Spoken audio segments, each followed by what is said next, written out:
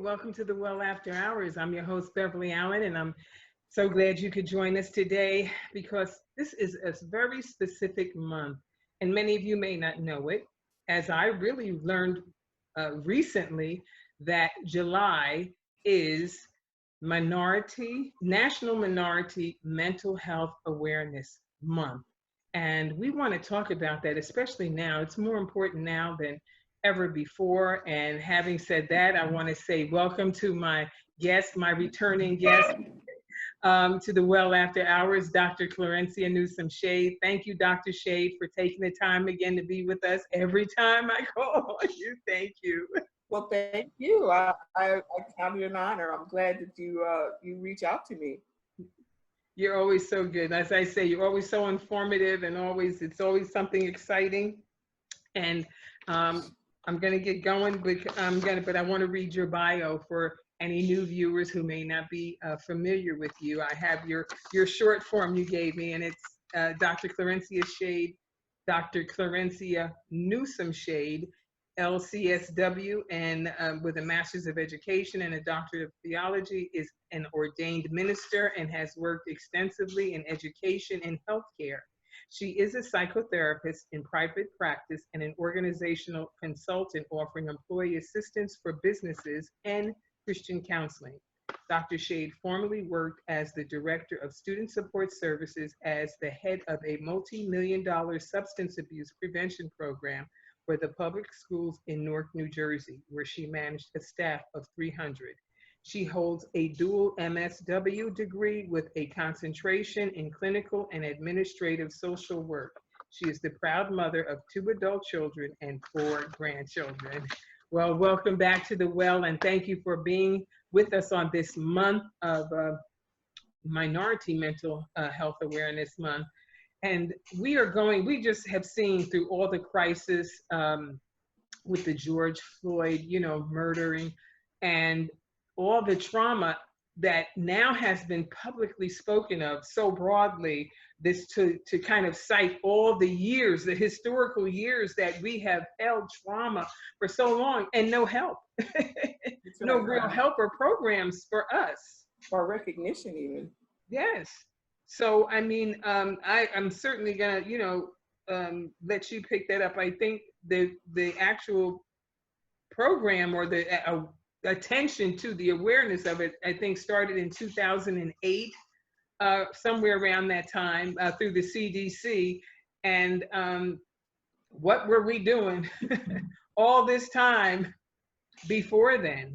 Because as we've spoken of in the past, a lot of times we just wouldn't go. We didn't think it was for our people, to get a mental health. What did that mean? And as you said many times, it doesn't mean you're crazy. It just means that sometimes you just need to talk to someone. So yeah, I think we were, without knowledge, passing it down generationally, but we were coping as best we could because we had a deep abiding faith, and we just knew. I've heard elders say they knew a better day was coming, and so they were doing their part to take care of the future generations. But the thing that's interesting to me about Minority Mental Health Month is that they come from a slightly different perspective, in that it's about prevention of illnesses that may be driven or underlying conditions from populations that heretofore may not have been connected or recognized.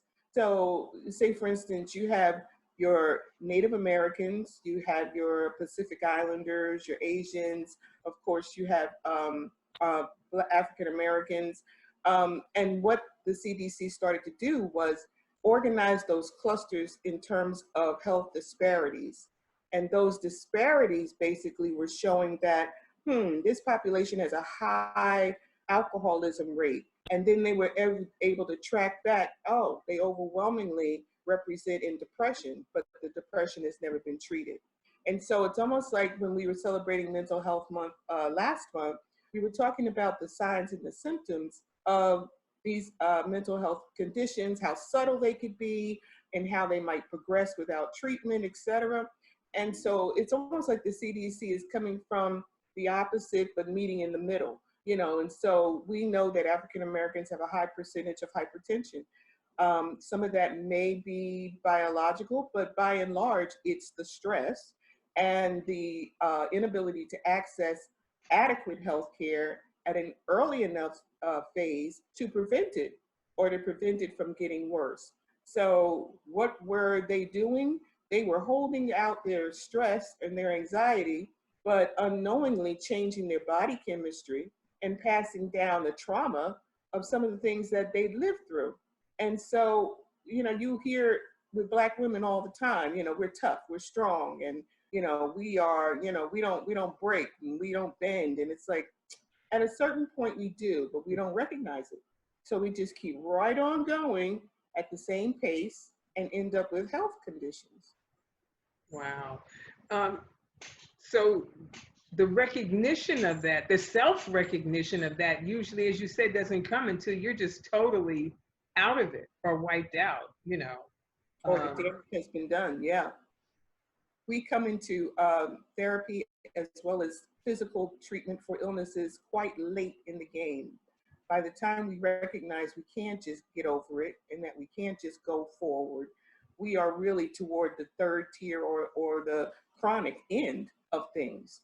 And so what people might do if they were having high blood pressure or headaches or something, they might just say, oh, I need a drink, I need a beer, or I just need to go out with my friends and club a little bit. And so they just kept pushing through what should have been a red flag until it becomes a huge red flag and their health has been compromised. Yeah. So like you said, that's really why we have the kind of health conditions that we have. So much of it is stress induced, you know, Absolutely. whether it's, you know, the social injustice and systemic racism does play a part in a big part in that, you know, because anybody, and I think if you put, and I think it has been shown, whether it's been, you know, I saw that movie Slumdog Millionaires, where anybody that lives or is confined to a certain area and a certain lifestyle, the projection is basically the same. You know, maybe a few might make it out scuffling all the way, but it's general. Like they say, when you can't turn out, you turn within, and you can wind up being self-destructing. And all those things do play a hand in it. People don't want to recognize it because, like anything else, once you recognize it, it's like sin. Once you recognize it, you have to change. You have to do something differently, Right. And do something about So it.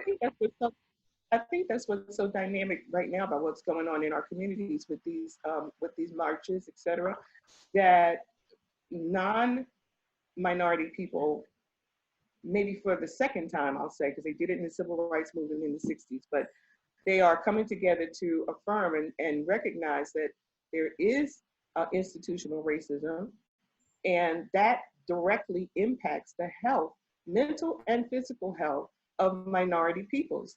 So not only do we not have, we have food deserts, we have places where you can't get healthy food, but there's lots of fast food. We have, you know, maybe a doctor's office or a clinic, but we can't get an appointment because it's so overbooked that we don't have enough health insurance to see a private physician. I mean, it just goes on because basically we are being deprived because of poverty and location, as you said, you know, about the movie. And there's one other point I want to make before I forget it, is that, you know, the maternal child health issues, you know, Black women are, even in this day and age, more likely to die from childbirth than our white counterparts. And either that's because they don't access prenatal care early enough, or even after they deliver, people do not pay attention to their symptoms. If they say they're in pain, basically it's like, oh, you'll get over it, you're strong. You know, they look at your outer body and they just don't see us as the same in terms of human beings. And so that has to affect your mental health and wellness, because you're held to a different standard by the people who have the power to make a difference. And so for Black women to be dying, hemorrhaging after childbirth and things of that nature, and in this day and age, is absolutely ridiculous. But we do see a lot of that as well. We see a lot of low birth weight babies. Our children sometimes are born premature. All of that has to do with mental health disparities. because our distrust of the system makes us not want to go into these places and get help because we don't trust them. And there I mentioned the Tuskegee experiment that was going on in my early life. I mean, for me to still be alive when the time they tried it. So it's like Mhm. there's a history of mistrust. And over again, people will choose to not join in the system, which again, as we said, it blows it up. It makes it bigger. It's 10 times larger than it had to be. That mole turned out to be cancerous, but if you could have caught it precancerous, you know. So that's the kind of thing that minority mental health is about, recognizing how to access, not waiting so long and so late, and not just blowing off things that are really bothering you. I talked to a young woman not too long ago, and very successful, but her anxiety about all of this COVID, her anxiety about will I have a job, you know, she would not have normally wanted to admit that she had anxiety, but the truth is she did. And Mhm. so I sent some resources to her since, you know, she wasn't a client of mine, she was just an acquaintance. But the bottom line is, thank God she didn't suffer in silence. She put it out there. And so that's the part of the disparity. It is. Wow. I tell you, when you look at the volume of issues that crop up in our communities and other communities as well, wherever there's a low income or poverty rates, it's the same, and that's why sometimes I don't understand why people are so shocked at induced behavior as a result of these things, when most people do the same thing regardless of what their ethnicity or culture is. When you've had enough, you've just had enough. It's like, how much more can you take? Like, everybody, you can't just be silent and just go along. Like, you've done that for so long, but after a while, somebody's gonna say, I can't, I'm not gonna take this anymore. I can't. I have to do something. It's like they said, like children act out or they throw a tantrum, they fall out in the mall when they want to get attention and want something done. It's human behavior at its worst, maybe, but at its highest pain level too. Well, I think you're right on there in terms of we don't show it or we're showing it, but it's not understood, Hmm. and so we might say, this is painful. I'm in terrible work conditions. I can't work like this. And then we're threatened with, well, I can get somebody else who can, and or half, another minority group might be threatening you, well, we can bring in this one and that one. It's not that we haven't shown it, we haven't been believed. Yeah. And now we're at the pain, at the level of pain that you cannot ignore. And I think it's not just one group of people. Like in the 60s, everyone's consciousness was pricked, and I believe they were horrified when they saw the manner in which George Floyd was murdered. Um, we weren't in a movie, we were watching live. And he still didn't seem to understand why he was being detained. And I don't think that would have happened to a white guy. No, I'm sure it wouldn't. And the other thing I was thinking, I said, I'm going to start carrying around one of those little magic markers to check money that I received, because he could have gotten that $20 bill, unbeknownst to himself. He never, With all, you go into a store, it's passed here, they give it back to you, and you wind up with it and somebody else, because some people check and some people don't. And that's pretty sad when you think about it is very sad. And I'm sure that store owner, his mental health will never quite be the same because he was the catalyst of doing something he thought was right as a law-abiding citizen, and it turned into a horrific nightmare. Yeah, I understand. I thought I heard them say when they were interviewing that he wasn't there, but the person that was at the register when he was there, had he been there, he would never have called the police over that, I see. I see. but still, I mean, it's just. But even when the police got there, couldn't there have been a fine or something, that you impose upon somebody, like they were all saying, for a $20 bill? You know what I mean?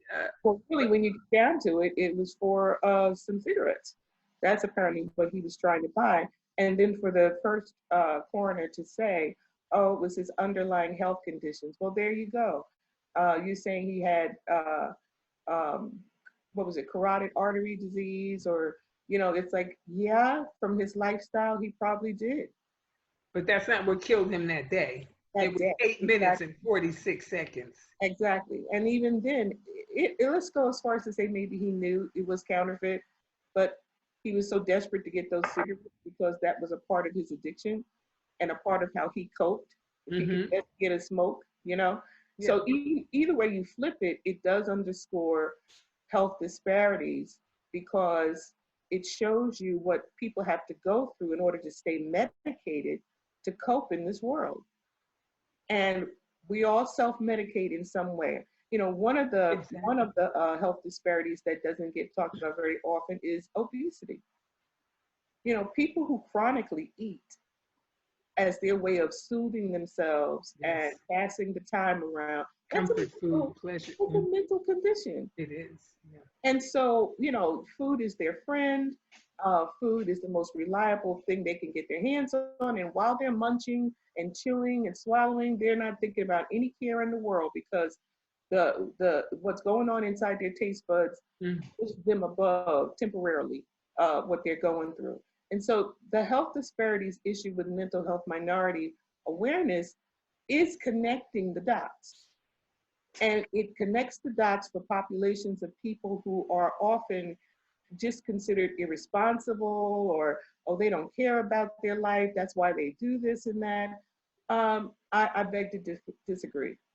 And so now within our communities or the surrounding areas nearby, there are, or are there, I should be asking, are there places for those who don't have health insurance where they can get some help to talk to somebody instead of waiting? Because we try to encourage people, I know you have a circle of friends and that's good to talk, but sometimes there's things you don't even want to share with them that maybe you could share with another professional and relieve yourself of some of that, that tension, that anxiety, that pressure, so that it doesn't build up, to recognize before, you just get to that lowest desperate state that they could go. There's a place that they can go and they can search for that somewhere, Well, that was the victory in the Affordable Care Act. Even though it has a lot of problems, it did open access to quite a few people who in the past would not have been able to have insurance. And I know that there's a percentage of people who felt it took them backwards, but it opened the door to floods of other people who were able to say, I can now go and see a specialist. You can be seen in the ER and they have to take you. They don't necessarily have to treat you well, but they have to see you if you're in the emergency room. But we want to go beyond emergency room care to prevention, to intervention, so that we can be well. So the Affordable Care Act was one of those milestones that helped people to apply and get insurance. So people could not necessarily stay at a job just because of the insurance. They could take their insurance and go elsewhere, and the whole issue about it being revamped had to do with how we were going to get the marketplace of providers and insurance carriers to give a just fair rate. And so, Big Pharma has made billions and billions of dollars off of people's illnesses. And it's a matter of a shift in attitude. And that's the shift in attitude that says, if you have this condition, you should be able to have affordable health care, affordable medication, affordable access to the specialists, et cetera. I think the medical doctors at this point are also in their own revolt because now they're in the middle. Instead of being on top of the pyramid, they're in the middle. Big Pharma is controlling one end and you have subsidies and other people controlling the bottom end. And so what they've done, some of them, they have formed their own insurance units so that the people that see them will go to a particular hospital for all of their tests and all of their treatment. And in that way, they remove themselves from the marketplace of all the other insurance companies. And so I think that probably, as the kids would say, that was a boss move. But it hasn't happened universally, but the doctors are saying we provide service, but the insurance companies, you're getting all the money. And so you have creative ideas coming out of the medical community to say, here's how we're going to reroute the system so that you can go to the hospital and see a trained professional, not someone who, got by the skin of their teeth, but they have a regular practice. The only thing that does is it increases for the doctors, either good or bad, the number of people they have to see, and as well as the amount of time that they're able to spend with each person. So I don't know if you remember when you used to go to the doctor, you had their attention for at least 30 minutes, 45 minutes. They didn't rush. They asked you questions. They listened to your heart. They talked about your family and your social life. They listened to your breathing. Yes. Now some of the doctors are under so much pressure. It's in and out. It's an assembly line. It is. And so the more we try to fix one problem, it seems like we create another problem because the disparity of wealth is really at the bottom of all of this. If we were all equal under the sun, it would change things, and the 1% would not be able to dominate all of the access. So the more you look at it, the more it trickles down, down, down, down. But to answer your basic question, yeah, there are the Affordable Care Act, and there are independent groups and clinics that also have said, well, we will do this in exchange for that, or maybe they're using medical students under supervision, but they are trying to increase access to good health care. Now we have to educate our people that it's safe and you should go. And that's a challenge, and that's something we have to do when we see certain faces on television that we consider to be, high profile people or stars, and they say blah blah blah, we tend to believe them. So just like the census right now is being pushed, and people are saying, oh well, I don't think he would support it if we were not okay. We have to do the same thing around healthcare. And when we hear our friends or our family or of a situation where someone is not doing well, they're having outbursts, they're having mood swings, or they're having pain that they can't describe in terms of what's the cause, we need to encourage them, and especially our men, to seek out medical treatment. I mean, you always have the choice of not following the advice, Yes. but get close enough to at least hear what the possibilities may be. And then you can make an informed decision. I think that's excellent. That's so true. And as far as, like you say, getting the information out, trying to disseminate this would be in the church is the place, one of the largest places for our people to gather, and to have time allotted. Well, now I don't know how we're going to be gathering as we move forward, with the social distancing, but still have some type of way to communicate to the people in our church. You're fortunate to have that branch in your assembly, which is so great. But the average church, where they can actually talk to the people, those who are who may not want to say anything publicly, but where they can hear all of the information given, not just so that it seems like it's just to them, but that it can be, dispersed so that they know that this is available. Everybody knows what is available. They're hearing the same thing at the same time, and maybe receiving that information by inviting somebody in who knows, how to tell them where to go, and what to look for, even in your own, discovery of self. Like, when do I really need to see about doing something, at what point? And I think that's where, like, you come in, where the actual professional, Our ministry is blessed to have a lot of competent young professionals. Every church may not, but we have nurses, nurse practitioners, we have a whole wellness ministry. And we do a blood drive once or twice a year. We don't give medical advice, but we do screening, and I've seen the nurse practitioner in our congregation. She will do blood pressure checks after service, just as a way of screening, so we are a very health conscious ministry. But for those whose churches are not, we have to penetrate the neighborhoods You know, we need to penetrate the small bodegas and the corner stores that, you know, and I know that a couple of them, I won't call out any brand, but I know a couple of them do offer, you know, on-site blood pressure screening or things of that nature. And Mhm. now everybody seems to be doing temperature checks before you can come in. And Yeah. so, you know, it's becoming more commonplace, Mhm. but we have a long, long, long way to go. And I think that our churches certainly are the most trusted voice.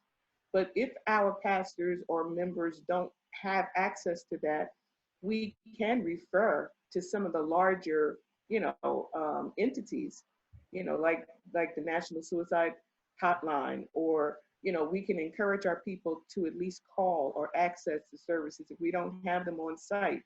But to not talk about it is a part of the problem, you know. And when the old style preaching was pray harder, you know, Mhm.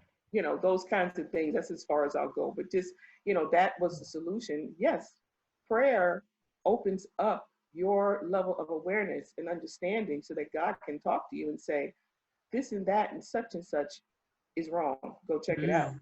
Because I've had that experience myself. I've had the experience where while praying, the Lord would reveal to me what it was Mhm. that was going on in my body. And so Mhm. at that point, prayer has been, if God chooses not to heal me, what do they call it, instantaneously or miraculously, Yes. Right. I now have an idea of what's going on. And Mhm. so the church does still have a lot of power to point us in the right direction, but they have to not only be sincere about it, they have to make it a message that we hear often. Mhm. Okay, so don't just pray about it. Pray about it. Let the Lord reveal to you what's going on in your life that's causing you stress or in your body, and then act on it. Mhm. That's where we fall down. We don't act upon it in a way. And I know that mental health has been like the last tail feather over the fence. You know, people will talk to you about how you eat and your blood pressure and your diabetes, but mental health has been the last little tail over the fence that the church is finally saying, okay, you need prayer and medication. Mhm. You Mhm. know, you need prayer and Yes. access to a professional. You know, and so that's where I think we're starting to come up a bit, as they say. Yeah. That's where I think we are on the next frontier. You know, let's talk about and recommend and acknowledge. Because listen, how many of our pastors are suffering in silence? Silence. You know, Absolutely. they think their congregation will lose confidence in them, that they won't see them as the spiritual leader if they themselves have a mental illness or stress to the level where they can't function. They never get a day off. A lot of them, if they have a larger congregation, they will, during the month of August, that's like standard vacation time, and they'll go away with their families.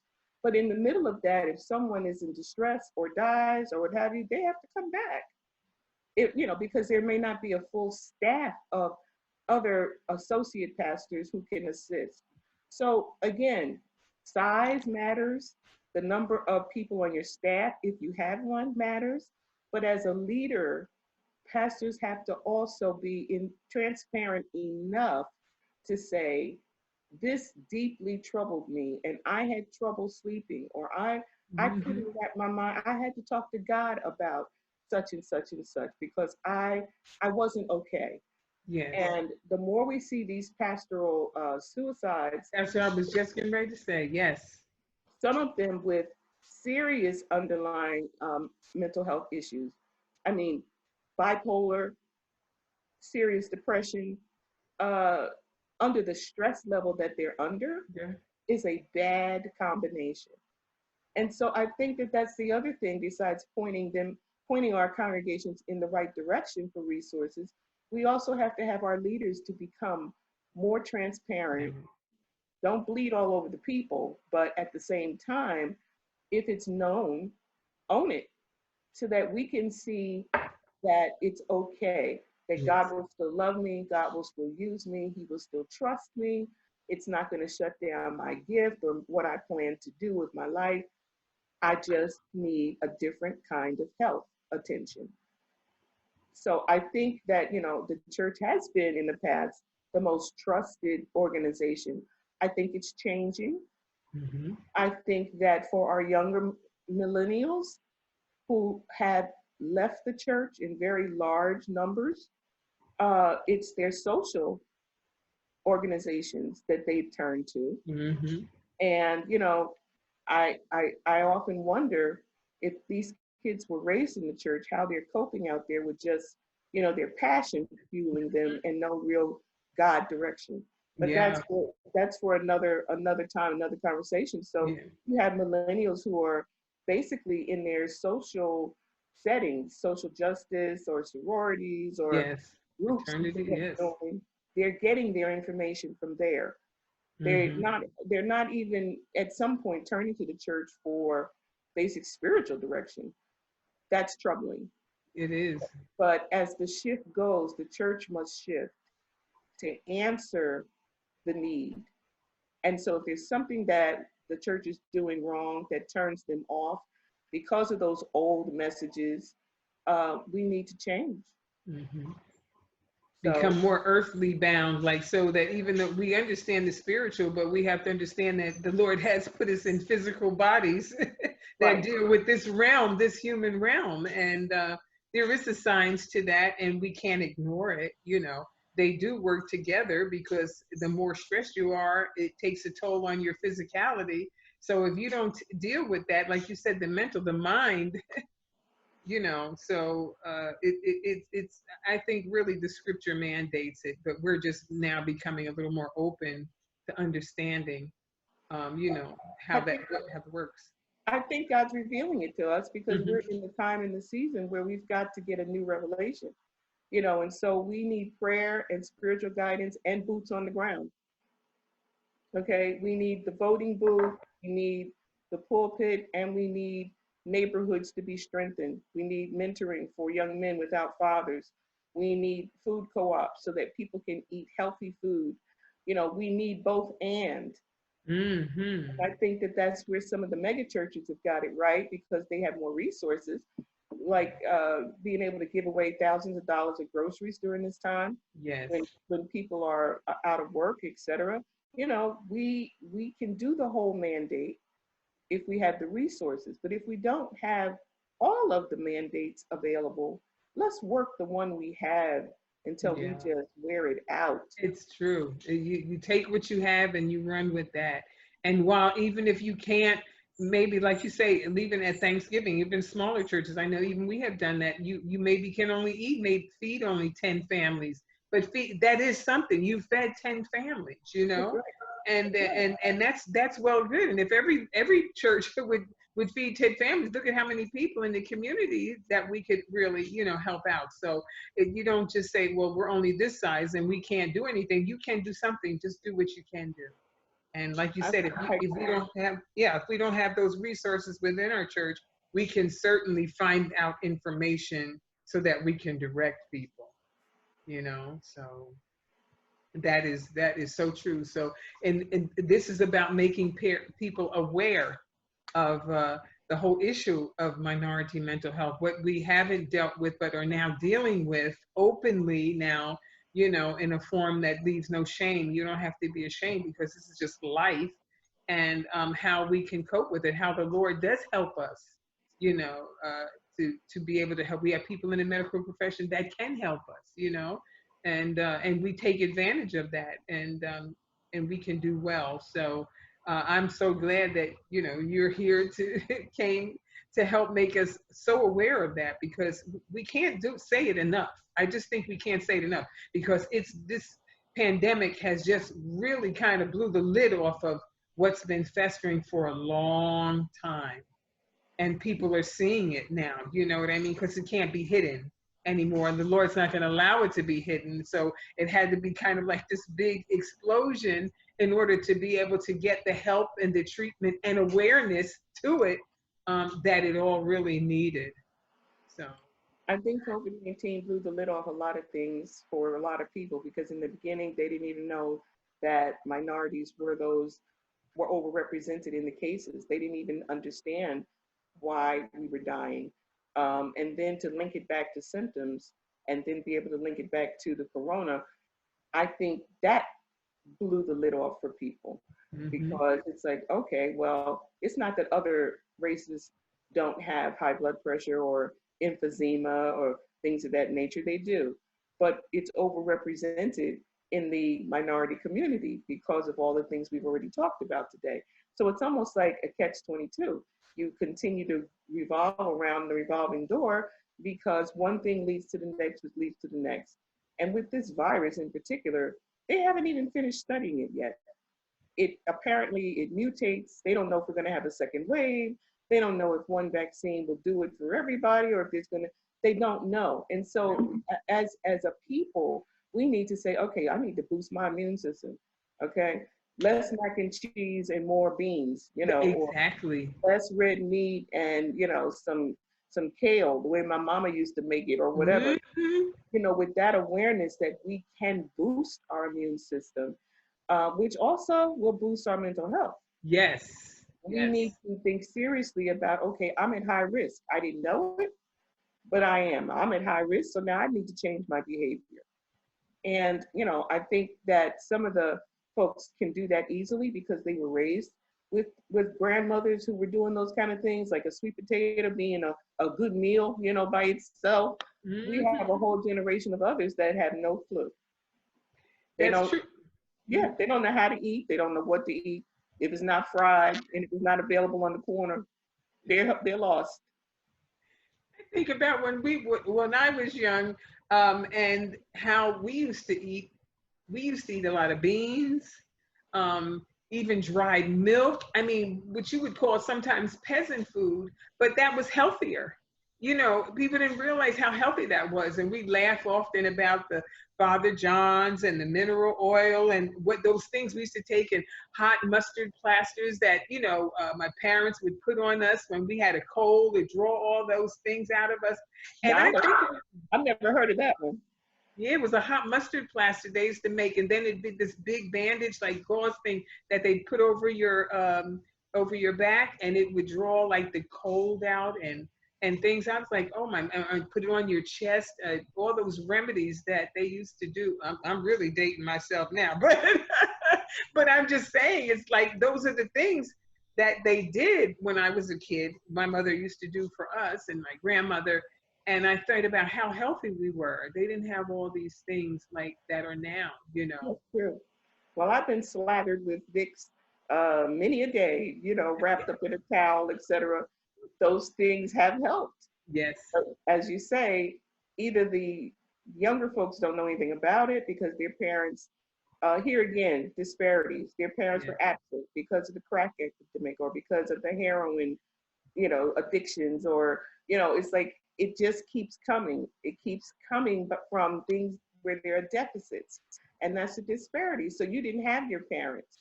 And so Mm. nobody modeled that for you. Nobody taught you the importance of having this, that, and the third. Mm. I had one of my grandmothers, you could not drink until you finished eating. And lo and Mhm. behold, you find out that that's a healthy thing because you don't break down the enzymes while you're eating. You absorb more of the. Well, she wasn't a scientist. Mm. Isn't that something? Right. But within our communities, we pass down the knowledge and the mother wit Wait, that's what. Yeah. Mm-hmm. that gave us an advantage. We don't have that now. We're losing our edge. We're not passing down those things. We're not teaching the younger folks some of the stuff that we did. And so part of it is a dropped responsibility, and other of it is the disparity around people had to work. Yes, that's Mama true. had two jobs, so she couldn't come home. She had to tell the oldest child, do Mm-hmm. this, do that, do this, do that, because mama didn't get home until 2 a.m. So Mm-hmm. here again, the disparities, they show up in ways that set us up to be unhealthy and to have a challenge or fail. Mm-hmm. And so as a people, we've got to go back to the things that worked. We haven't outgrown the wisdom of our elders. Mm. And we need to find, if you didn't have that in your family, then women's groups of that, things of this nature, being on, the talk shows. Let's educate our community that we have more options. Maybe you don't like running to the doctor first, but here's what we used to do. But you give that thing a time frame. If in Mm-hmm. months you still having, you need more care. We've prayed, we fasted, we laid hands, we changed your diet, we did this, we did that, and it seems to persist. Let's at least get a medical opinion and That's let's see true. what they would recommend, even if you still choose not to use them. Mm-hmm. We don't go. Exactly. And we Exactly. actually end up costing, the reason why I think there's motivation behind this, we end up costing the system 3 times as much money. Like, I'd rather have you treated during a prevention mode than having to go to high level stage 4 Yes. intervention. Mm. So if we can get you to access early, we could turn it around, or we could keep the treatment on a low level. But when you come in and you're stage 4 and there's metastases, we got big issues here. Mm-hmm. You know what I'm saying? And so Yes, yes. don't ignore the simple things. The Mm-hmm. monthly breast check, the if you're having a hard time keeping food down, and find out what that is. It could be Mm-hmm. that you have some kind of H. pylori, which is what they say causes ulcers. We used to think it was just stress, but no, there's an enzyme that can be treated so that that pain in your belly stops and you kill Wow. bacteria, you know. So, my early days in healthcare have helped me to learn a few things, as well as, in the counseling and now in the ministry field, that I'm hoping can be useful to people, because it's a combination of knowledge bases that help us to be healthy. It's not all about money. The Bible says money answers all things, but Mm-hmm. it could be somebody else's money too. That's true. Just as easily, right? Right. Just as easily. I was thinking as you were talking about prevention, I remember my grandmother used to say an ounce of prevention is better than a pound of cure. That's right. It takes less to help prevent something than it does after, it's come upon you. And then you have to try to work so hard to That's subdue it right. or heal. That's right. Hmm. So, So we need to remember the things that our ancestors not only taught us but practiced, along with our our ear being tuned to God's voice, and then what resources that He has revealed to man to help us get to the next level. mm, God is a physician, yes, He's he a is. scientist, He's a mathematician, He's all of the things that have been revealed to us. And so He knows how to direct us. So I'm not saying don't pray about it. I'm saying get an answer from God and then go take care of it. Isn't that true? I often think about how in the Old Testament, how God had laid down certain dietary laws for them to adhere to so that they wouldn't get sick like other. He said, if you be obedient to me, I will let none of these diseases come upon you. That verse, when I read that, I'm like, you know what? Pay attention to God. Right. Hear what he says, because he knows the outset of these things and what causes them, why he tells us to eat the way we do. It's amazing. It really is. It's So, it's a lifestyle, and if we change our lifestyles, we can prevent a lot of things.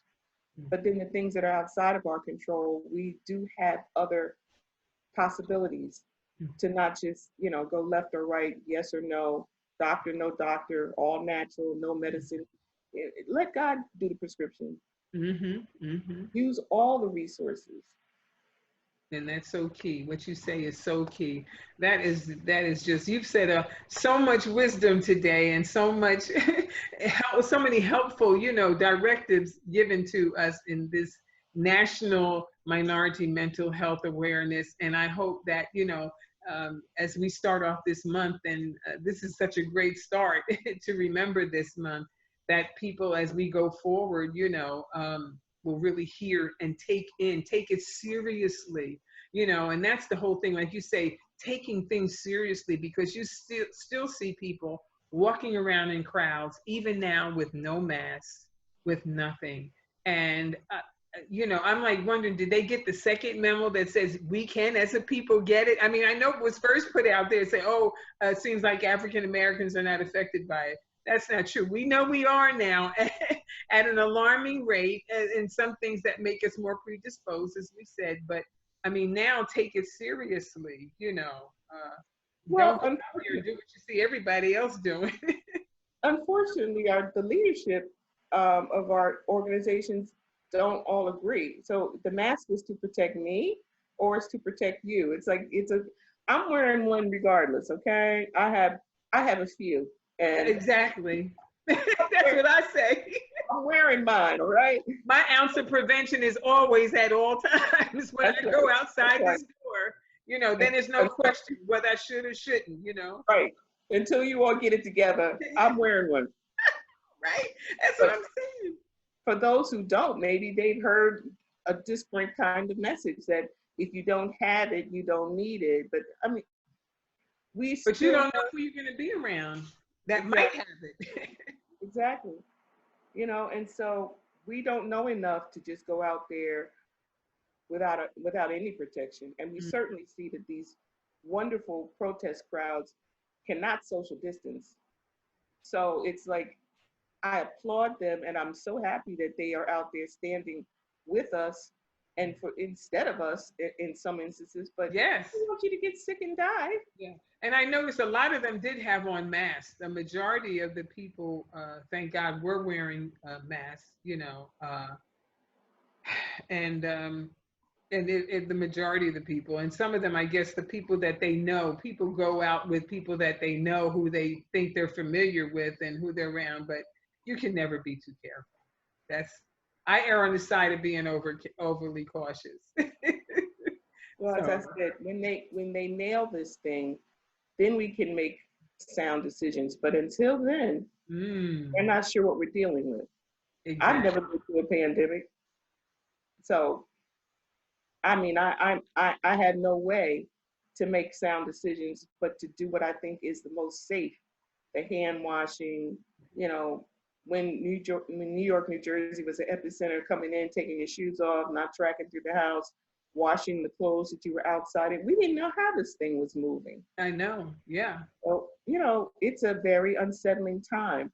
But if we live in geographical areas where we know we're less likely to get our streets swept, or that people, you know, nobody's coming behind us rubbing down the rails to the subway, and you've got to wear some gloves. Yes. So. So true. So true. So viewers, you've heard all of these precautions that we are still, you know, adhering to and recommending you to adhere to. And you've heard from Dr. Shade about these mental health issues that we have to take seriously, even with our own selves, to, you know, do more self-care and self-observation so that we know how to regulate, because we're taking care of other people. But if we don't take care of ourselves, we're not going to be any good to anybody else. And so I'm thankful for this month, that and month of awareness, and we hopefully and prayerfully we can get the word out. And so I thank you, Dr. Shade, for being with us to help us to get the right word out and point us in the right direction. I appreciate that. And all of your information for the viewers who may want more information from Dr. Shade, it will be on the site here as on the program. You'll be able to, you know, get that information and contact. And if you contact her, if she's busy, she can refer you. They have a staff at their church. I am so happy. Can you quickly tell them about Bishop? I'm so happy for the presentation he did the other month for us on what is on his heart with Sam's House that you all have established. Is just so awesome. And the story behind it is awesome too, that he was so transparent and shared with us. It's just so inspirational, and how something good can be birthed out of even something that may have been tragic. And while the Lord works things together for good, he didn't say that they were good, but the outcome, he could make it, you know, have even a greater purpose. So I thank the Lord. Yes. Well, you know, ever since we started the church almost 18 years ago, I have been trying and successfully talk to Bishop behind the scenes about mental health because we had some members who needed mental health attention. Some of them came with medication, some of them did not, but it was clear that there were some things going on. So we had been having this conversation for a very long time, but the impetus that sparked it was his brother's murder by his son. Mm. And at that point, I think it was hard to ignore that he had grown up all of his life like we have in church, and they were like, pray about it, pray about it, pray about it. But obviously, his nephew needed more intervention, and he didn't receive it. And even so, I believe it was his older or younger brother, three months prior, committed suicide. So there was something going on inside those young men that needed a higher level of intervention. And with the loss of his brother named Sam, all of those things came together, and he asked us if we would start Sam's House. And so we started off doing bereavement counseling, and we've just begun to branch out with different topics. But we were actually having on-site grief groups at the church for people who had lost loved ones. And then we started to try to increase the menu to things like anger and stress, et cetera. And so what we've been able to do because of the pandemic is we're online, and we'll probably continue once a month. But for Mental Health Awareness Week and month in May, we started to do these broadcasts. And because of Pastor's huge following, we've been able to get a lot of traction because he knows people all over the world. Yes. As soon as people learned that it was in tribute to his brother, that also helped for people to pay attention because he has been very transparent. Yes. And so the combination of all of those things has led to what we now call Sam's House. And we're still trying to scale the group to one day be an independent counseling center. Yes. I believe that that's coming. It's right around the corner that the Lord, because where he gives vision, as I said, even to Bishop, I said, Bishop, where he gives vision, you very well know he gives provision. So I'm thankful, to you all for that. And it's a blessing because, as he said, it's not just for his members alone, even for outside. And so as it grows. So I thank you all for that. Thank you so much, Dr. Shade, for being with us today. And for always, every time I call you, I need you. I call you our in-resident house counselor and therapist. I only have two of you. So I thank God for you all that I have, that I can, bring to the well after hours and get sound, counseling advice and direction. So thank you so much. I appreciate that. And to the viewers, more than well, I'm glad to lend my voice and have a place to get it out there. And your interviews and your broadcasts are just perfectly done to engage people, and I think a blessing for me to be able to be a guest on your show. So thank you for thinking of me and inviting me back. Well, thank you so much. And you will be back again. So thank you for that. And to the viewers on the Well After Hour, thank you for being with us. Don't forget, every Thursday, Facebook page, Beverly D. Allen, and on YouTube channel, Beverly D. Allen Ministries, LLC, every Thursday, 7:30 p.m. Meet us at the well. And please don't forget to like or subscribe. And you can put a little heart up there, show us some love. And we look forward to seeing you on Thursdays. God bless you. God bless. Take care. Be well.